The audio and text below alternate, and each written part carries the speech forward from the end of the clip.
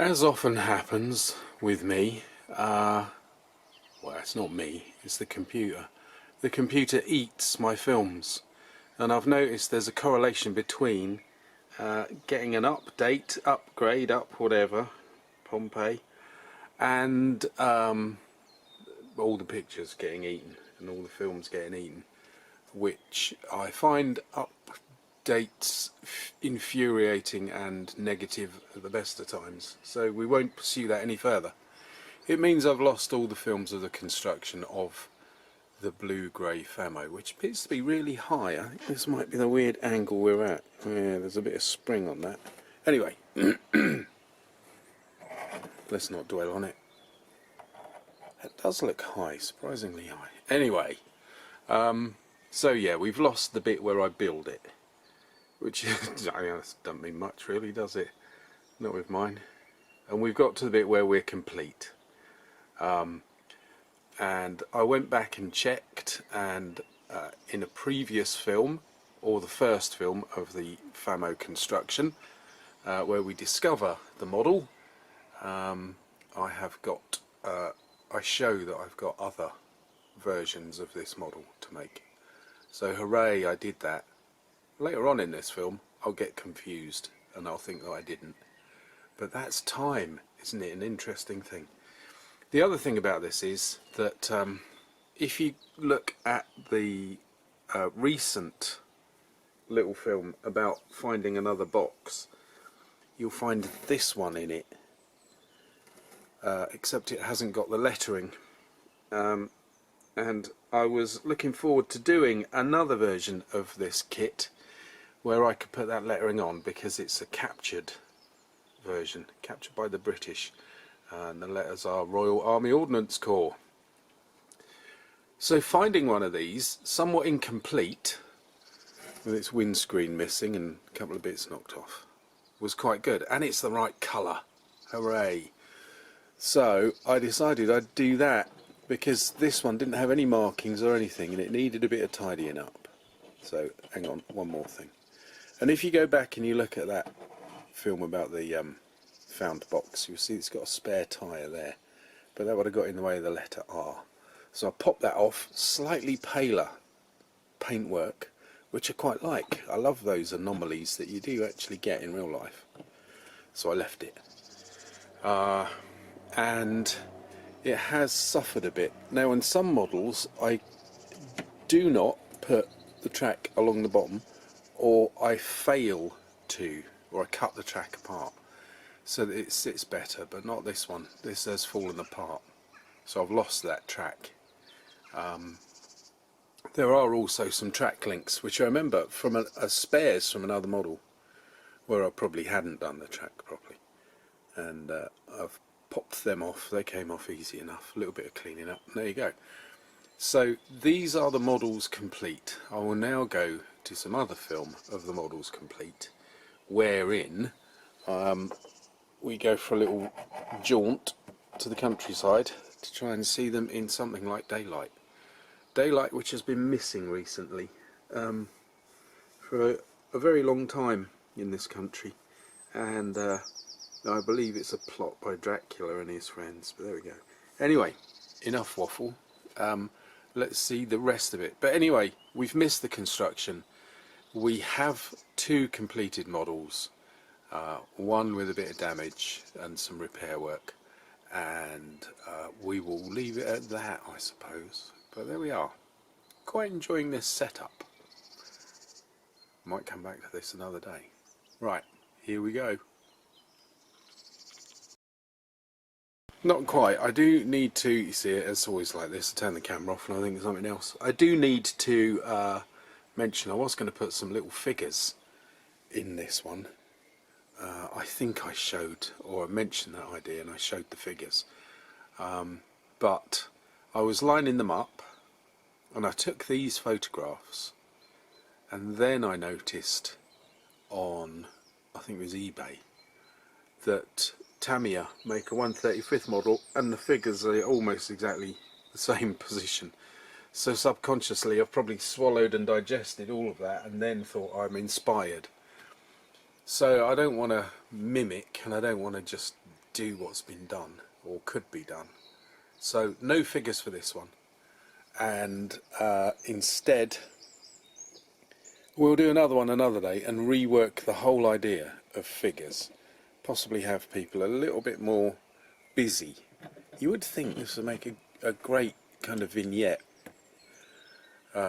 with it towing a tiger or being hitched to a tiger, and have figures doing their thing, people waving and all of that. They don't seem to have gone for that. Never mind, just a thought.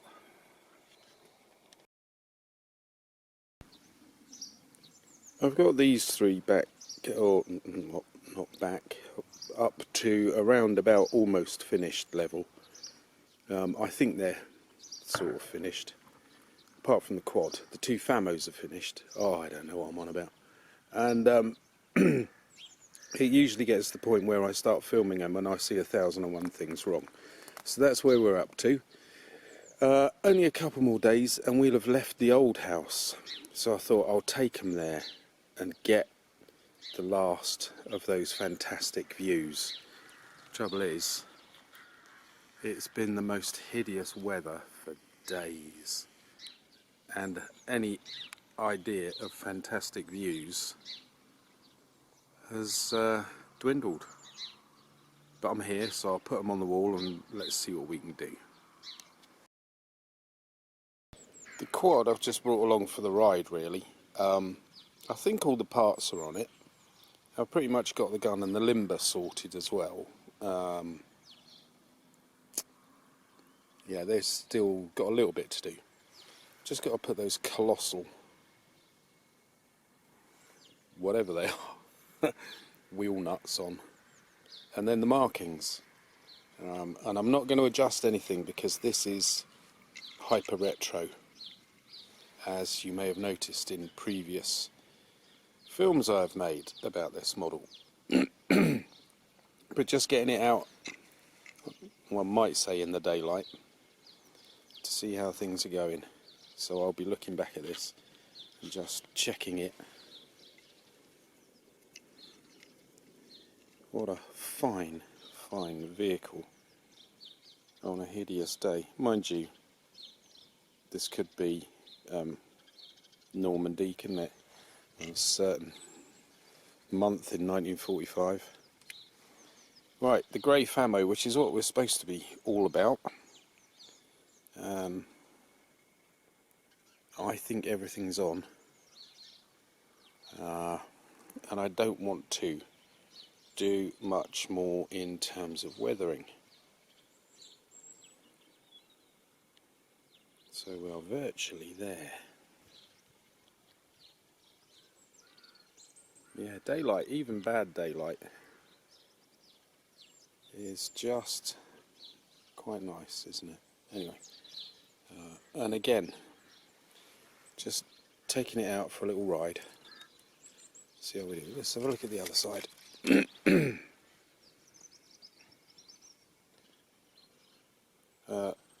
Some bits of the track are not happy.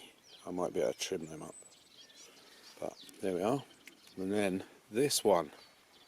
Now I've been talking rubbish in the last few videos, particularly when I got this out, because I'd forgotten I'd done a part 1 on the grey Famo, and I don't know if I actually included the bit where I show you the other models ready to go, the other versions of this exact vehicle ready to go, or in their boxes ready to go. And then I found this, and then it all got complicated. I wanted to do one with which has been captured by the British Royal Army Ordnance Corps. So this was just ready and waiting, really, sitting in a box with no markings on it. There we are. Tilt the camera to suit the tilt of the stone. Yeah, so we've got two. A Royal Army Ordnance Corps captive vehicle. Did you notice how bad, on the other side, how bad that wheel was? That's because it's broken off twice. I remember now. I'm going to glue it on twice. They are very nice models, I have to say. A little bit heavy on the micro parts. Oh, let's show you that horrible wheel. It now no longer sits properly. It sits really high. But who knows, perhaps they've hit a really nasty bump. And on this one, I didn't do it. I've got a lack of track. I didn't do it intentionally like that. I remember they peeled off very quickly. So track work to be done on both in the long run, but I think we're about there on both of them. Sadly, I've lost the little spiky bits. I have got that one sitting on a shelf to be glued on. But there they are. Great vehicle, absolutely incredible vehicle. The breadth of imagination and daring behind such things. And good models for Revell, or Revell. And this is almost, but not quite, farewell to this bit of spectacular Northumbrian countryside. So, I think I will wind these two up. I think I'll say that's it. They're done. They are superb.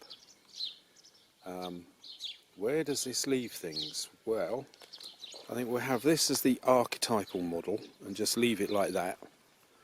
We'll have this as the fascinating novelty model, captured. And then when I make another one, I think I will put the figures in, and I might fill the back up with a lot of gear. Boxes, barrels and all of that, because I've seen lots of photographs of them stacked up with barrels like they're some kind of freight vehicle, and not many, just one or two photographs of them actually tugging tiger tanks out. So I think that might be the plan now. But there we are. Two lovely Famos, one with a windscreen, one without. And so I say, thank you for watching, thank you for your tolerance on the confusion with these, and we will be heading to this one very soon, and we will say nearly farewell to the beautiful countryside. May not pull in somewhere around here sometime and get some models out, stick them on a fence post and get arrested for being weird. Anyway, there we go. Thanks for watching. See you soon. I think I switched the camera off too soon, didn't I? I was going to say see you soon. So here we go. Farewell to it all. Ish.